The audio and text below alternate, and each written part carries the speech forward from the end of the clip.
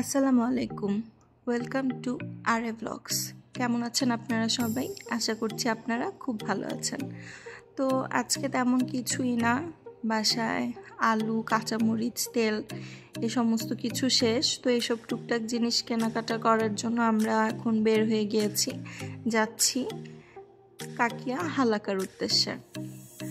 তো হালাকার একটা ব্লগ তো এর আগের বারও দিয়েছিলাম, তো সেখানেই যাচ্ছি, কিছু টুকটাক কেনাকাটা করব।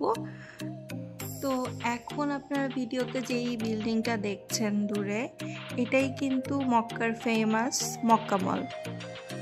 এই মার্কেটটা আমাদের বাসা থেকে একদমই কাছে। একদিন এসে অবশ্যই ভিডিও করে ঘুরে আপনাদেরকে দেখাবো। আর এখন চলে এসেছে হালাকার কাঁচা বাজারে। তো এখানে কিন্তু মোটামুটি পাইকারি খুচরা দুইভাবেই ক্রয় করা যায়।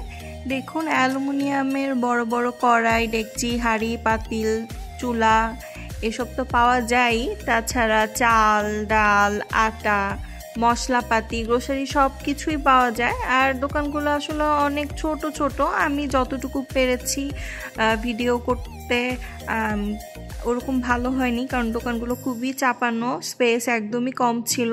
তারপরও একটু ভিডিও করেছি, ঘুরে ঘুরে আমাদের মশলা, তেল যা যা দরকার ছিল একটু দেখলাম, কিছু কেনাকাটা করলাম।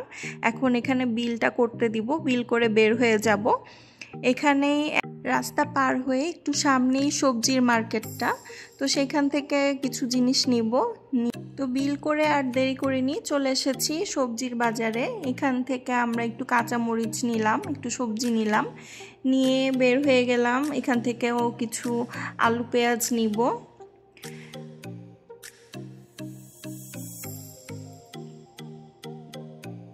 তো হালাকা থেকে বের হয়ে আমরা চলে এসেছি কাকিয়াতেই একটা ব্রোস্টের দোকানে। এটা কেবলই ওপেন হয়েছে, আর এখানের খাবার তো আমার খুবই ভালো লেগেছে। আমি ব্রোস্ট অর্ডার করেছিলাম, আর এটা তো আমার খাওয়া one of the best broast মক্কাতে।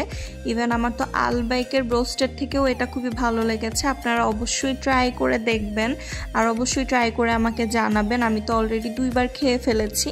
তো আজকের ব্লগটা এই পর্যন্তই। আজকের ব্লগটা আপনাদের কেমন লাগলো সেটা কিন্তু অবশ্যই আমাকে কমেন্ট করে জানাবেন। আর ভালো থাকবেন সবাই, আমার জন্য দোয়া করবেন। আল্লাহ হাফেজ।